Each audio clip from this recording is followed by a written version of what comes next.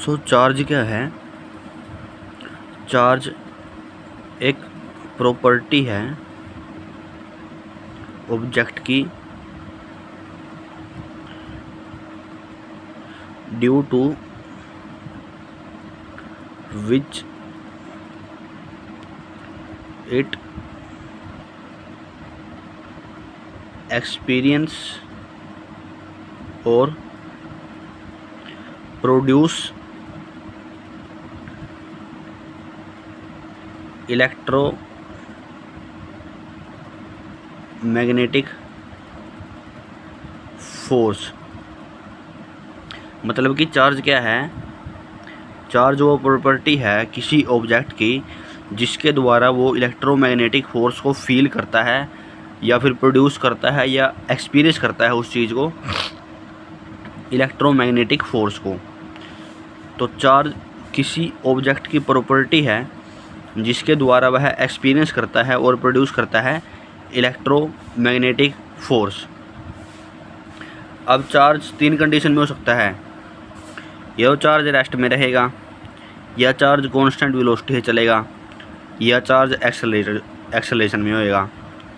अगर charge rest में होएगा तो वो सिर्फ इलेक्ट्रिक फील्ड प्रोड्यूस करेगा, वो मैग्नेटिक फील्ड नहीं प्रोड्यूस करेगा और ईएम वेव नहीं प्रोड्यूस करेगा। जो चार्ज कांस्टेंट वेलोसिटी से चल रहा होगा वो इलेक्ट्रिक फील्ड भी प्रोड्यूस करेगा और मैग्नेटिक फील्ड भी प्रोड्यूस करेगा, बट वो ईएम वेव प्रोड्यूस नहीं करेगा। जो चार्ज एक्सेलरेटेड होगा वो इलेक्ट्रिक फील्ड भी प्रोड्यूस करेगा, मैग्नेटिक फील्ड भी प्रोड्यूस करेगा और ईएम वेव भी प्रोड्यूस करेगा।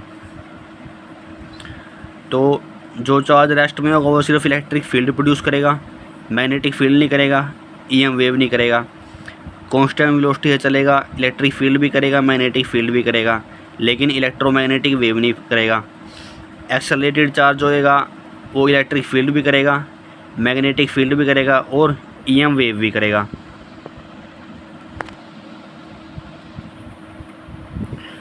अब जो चार्ज होता है वो स्केलर होता है, यानी उसका सिंपल एडिशन होता है, वेक्टर एडिशन नहीं होता। जो चार्ज की SI यूनिट होती है वो होती है कूलम्ब। चार्ज की SI यूनिट जो होती है वो होती है कूलम्ब। इसको हम C से रिप्रेजेंट करते हैं। और जो चार्ज होते हैं वो 2 तरह के होते हैं, टाइप ऑफ चार्ज होते हैं वो 2 होते हैं। एक होता है पॉजिटिव चार्ज, एक होता है नेगेटिव चार्ज। अभी बेसिकली पॉजिटिव चार्ज और नेगेटिव चार्ज कैसे आया ये हम इस कॉन्सेप्ट में समझेंगे कि how a body attain any charge. मतलब किसी बॉडी पे चार्ज कैसे पैदा लेता है, इसको हम एक एग्जांपल से समझेंगे। मान लीजिए कि ये कोई एटम है सोडियम। सोडियम का एटॉमिक नंबर हमको पता है कि 11 होता है। इसके अंदर इलेक्ट्रॉन होते हैं 11 और इसके अंदर प्रोटॉन भी होते हैं 11।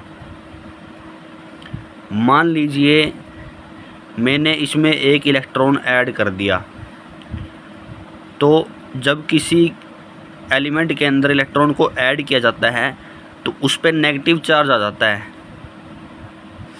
इसके अंदर इलेक्ट्रॉन आए हैं, इसने इलेक्ट्रॉन को गेन किया है, तो इस पर एक नेगेटिव चार्ज आ गया। जितने इलेक्ट्रॉन गेन करेगा, जितने इलेक्ट्रॉन ये लेगा, उतना ही इस पर चार्ज आ जाएगा। कौन सा? Negative charge. तो अभी भी इसका एटॉमिक नंबर तो 11 ही है। इसके अंदर प्रोटॉन भी 11 हैं, लेकिन इसके अंदर इलेक्ट्रॉन कितने हो गए हैं? इलेक्ट्रॉन हो गए हैं इसके अंदर 12। अब मान लीजिए कि मैंने इसमें से एक इलेक्ट्रॉन को माइनस कर दिया, एक इलेक्ट्रॉन इसमें से निकाल दिया। तो जब किसी एलिमेंट में से इलेक्ट्रॉन को निकाला जाता है तो उस पर चार्ज आता है पॉजिटिव। अब ये बन गया सोडियम पॉजिटिव। जितने इलेक्ट्रॉन इससे निकलेंगे, जितने इलेक्ट्रॉन का लॉस इससे होगा, उतना ही इस पर पॉजिटिव चार्ज आएगा। अभी भी इसका एटॉमिक नंबर है 11, इसके अंदर प्रोटॉन है 11, बट इसके अंदर इलेक्ट्रॉन हो गए 10। तो आप देखेंगे कि चार्ज कैसे पैदा लिया। जब मैंने एक न्यूट्रल एटम में से, न्यूट्रल एटम का मतलब है कि इसके ऊपर कोई चार्ज नहीं है, जब मैंने उसको एक इलेक्ट्रॉन दे दिया तो उस पर नेगेटिव चार्ज आ जाता है। जब भी हम किसी एलिमेंट को इलेक्ट्रॉन देते हैं उस पर नेगेटिव चार्ज आता है। जितने इलेक्ट्रॉन देंगे उस पर उतना ही नेगेटिव चार्ज आएगा। सेम यहाँ पर जितने ही हम उससे इलेक्ट्रॉन निकाल लेंगे उतना ही उस पर पॉजिटिव चार्ज आएगा। अगर मैं एक इलेक्ट्रॉन निकाल लूँगा तो एक पॉजिटिव आएगा, 2 इलेक्ट्रॉन निकाल लूँगा 2 पॉजिटिव आएगा। तो ऐसे चार्ज जो है वो पैदा लेता है। तो चार्ज इलेक्ट्रॉन की कमी और इलेक्ट्रॉन की बढ़ोतरी की वजह से आता है, ऐसे चार्ज पैदा लेता है। अभी चार्ज की जो SI यूनिट होती है वो होती है कूलाम्ब। जो लार्जेस्ट यूनिट होती है चार्ज की, जो सबसे बड़ी यूनिट होती है वो होती है फराडे। और सबसे छोटी यूनिट जो होती है चार्ज की वो होती है फ्रैंकलिन। ये पूछ लेते हैं कभी कभी। फ्रैंकलिन को ही इलेक्ट्रोस्टैटिक यूनिट बोल देते हैं, इलेक्ट्रोस्टैटिक यूनिट। और एक फराडे के अंदर कितने कूलाम्ब होते हैं? एक फराडे के अंदर 96,500 कूलाम्ब होते हैं। इतना चार्ज होता है एक फराडे के अंदर। तो ये जो फराडे होती है ये लार्जेस्ट यूनिट होती है चार्ज की, और स्मॉलेस्ट यूनिट जो चार्ज की होती है वो होती है फ्रैंकलिन या फिर इलेक्ट्रोस्टैटिक यूनिट। तो बेसिकली हमने टाइप ऑफ चार्ज लिखा था कि टाइप ऑफ चार्ज 2 प्रकार के होते हैं, पॉजिटिव चार्ज और नेगेटिव चार्ज। जो पॉजिटिव चार्ज आता है वो भी हमने देखा कि डेफिशिएंसी ऑफ इलेक्ट्रॉन, यानी कि इलेक्ट्रॉन की कमी की वजह से आता है पॉजिटिव चार्ज। और जो नेगेटिव चार्ज आता है वो आता है गेन ऑफ इलेक्ट्रॉन से, गेन ऑफ इलेक्ट्रॉन से। जब इलेक्ट्रॉन किसी के अंदर आते हैं तो उस पर नेगेटिव चार्ज आ जाता है। तो ये चार्ज 2 प्रकार का होता है, पॉजिटिव चार्ज और नेगेटिव चार्ज। एक होती है न्यूट्रल बॉडी, एक होती है न्यूट्रल बॉडी। न्यूट्रल बॉडी होती है जिस पे कि नो चार्ज, कोई चार्ज नहीं होता। तो न्यूट्रल जो है एक टाइप ऑफ चार्ज नहीं है, it is not a type of charge. ये सिर्फ एक कंडीशन है जिसके अंदर की बॉडी पे कोई चार्ज नहीं है, बॉडी न्यूट्रल है बिल्कुल। उसके अंदर ना पॉजिटिव चार्ज है, उसके अंदर ना नेगेटिव चार्ज है। तो ये हमने देख लिया कि चार्ज कैसे पैदा लेता है, चार्ज कितने प्रकार के होते हैं, और जब चार्ज रेस्ट पे होता है या कांस्टेंट वेलोसिटी पे होता है या एक्सेलरेटेड होता है तो वो क्या क्या प्रोड्यूस कर सकता है। और हमने चार्ज की कुछ यूनिट्स देख ली हैं। SI यूनिट जो होती है चार्ज की होती है कूलाम्ब, लार्जेस्ट यूनिट होती है फराडे, और स्मॉलेस्ट यूनिट होती है फ्रैंकलिन या फिर इलेक्ट्रोस्टैटिक यूनिट। अब हम देख लेते हैं कुछ चार्ज की प्रॉपर्टीज़। चार्ज की प्रॉपर्टी होती है कि जो चार्ज होता है वो always exist with mass. Charge होता है वो मास के साथ ही एग्जिस्ट करता है, वो बिना मास के चार्ज हो ही नहीं सकता। अगर मास होगा तो चार्ज होगा, अगर बॉडी के ऊपर मास ही नहीं है तो उसका चार्ज भी नहीं है। चार्ज स्केलर होता है, तो ये चार्ज होता है वो फॉलो करता है, charge follow simple scalar addition. और चार्ज होता है वो ट्रांसफरेबल होता है, चार्ज इज ट्रांसफरेबल, यानी कि एक बॉडी से दूसरी बॉडी पर चार्ज ट्रांसफ़र हो सकता है। और हाँ, सेम नेचर के चार्ज जो हैं, सेम नेचर के जो चार्ज होते हैं वो रिपेल करते हैं, और अपोजिट नेचर के जो चार्ज होते हैं वो अट्रैक्ट करते हैं। और चार्ज की और प्रॉपर्टी क्या होती हैं? जो चार्ज होता है इज इनवेरिएंट। इसका मतलब क्या है? इसका मतलब है कि वैल्यू ऑफ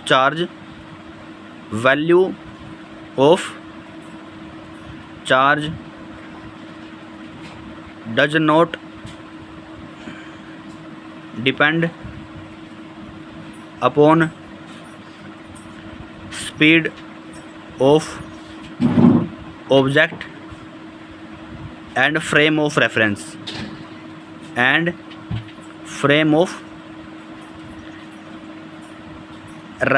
इसका मतलब है कि चार्ज इज इनवेरिएंट, मतलब कि किसी बॉडी पर कितना चार्ज है वो उस बॉडी की स्पीड और उस बॉडी को हम किस फ्रेम से देख रहे हैं उस पर डिपेंड नहीं करता। चार्ज की वैल्यू उस पर सेम ही रहती है। दूसरी चार्ज की प्रॉपर्टी है कि charge is quantized. Charge is quantized का मतलब क्या है कि जो वैल्यू ऑफ चार्ज है, वैल्यू ऑफ चार्ज जो है on body must be integral multiple of the fundamental charge. मतलब कि चार्ज इज क्वांटाइज्ड, इसका मतलब है कि जो वैल्यू है चार्ज की किसी बॉडी पर वो मस्ट बी इंटीग्रल मल्टीपल होनी चाहिए किसकी? फंडामेंटल चार्ज की। और हमने फंडामेंटल चार्ज किसको मानना है? हमने फंडामेंटल चार्ज मानना है चार्ज ऑन इलेक्ट्रॉन को। और चार्ज ऑन इलेक्ट्रॉन कितना होता है? -1.6 × 10⁻⁻19 कूलाम्ब। यानी कि यहाँ से क्या होएगा कि जो चार्ज है, यानी कि जो क्यू है, चार्ज को हम क्यू से दर्शाते हैं, वो must be integral multiple of fundamental charge. तो Q = NE, यहाँ से फॉर्मूला बन जाएगा कि जो चार्ज है must be integral multiple of, integral मतलब कि होल नंबर होना चाहिए, ऑफ चार्ज ऑफ इलेक्ट्रॉन या फिर फंडामेंटल पार्टिकल। ये n यहाँ पर क्या होना चाहिए? n should be integer. अगर n इंटीजर होगा तभी चार्ज पॉसिबल होगा। अगर n जो है वो डेसिमल्स में है या फिर फ्रैक्शनल है तो charge is not possible. Charge is not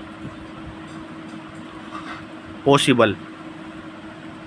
और ये E क्या दर्शा रहा है? यहाँ पर E दर्शा रहा है फंडामेंटल चार्ज को।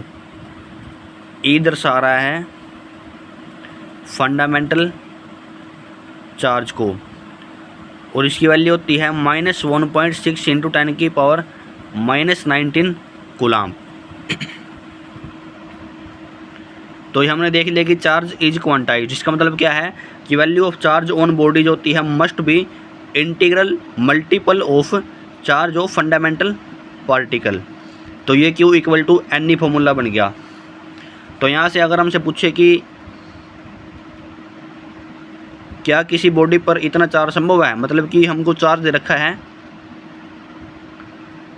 3.2 कूलम्ब और हमसे पूछा है कि क्या ये चार्ज संभव है? इट इज़ पॉसिबल दैट,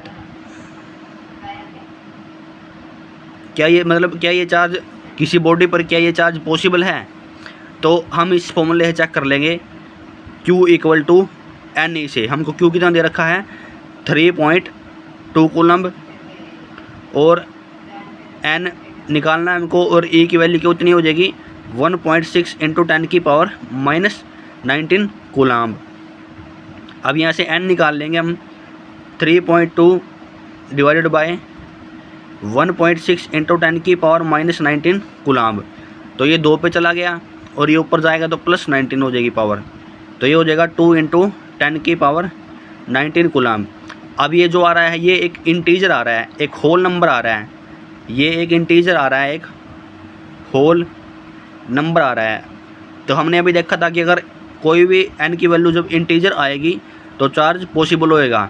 तो इसका आंसर हो जाएगा yes, this charge is possible, this charge is possible, मतलब कि 3.2 कूलम चार्ज किसी बॉडी पर पॉसिबल हो सकता है।